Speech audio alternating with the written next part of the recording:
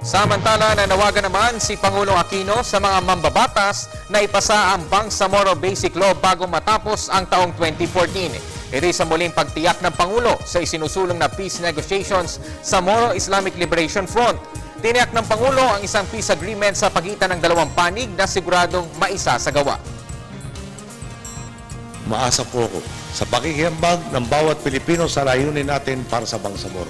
Ipakita po natin sa kanilang hindi sila nagkamali sa pagpili sa direksyon ng ipamalas natin ang lakas ng buong bansa upang iangat ang mga probinsya sa Muslim Mindanao na kabilang sa mga pinakamaralitan nating mga lalawigan.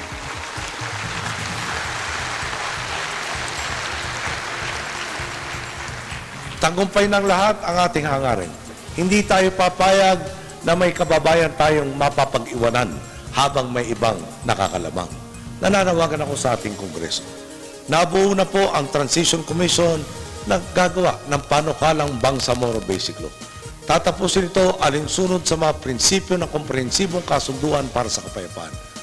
May pasapu sana ninyo ito bago matapos ang 2014.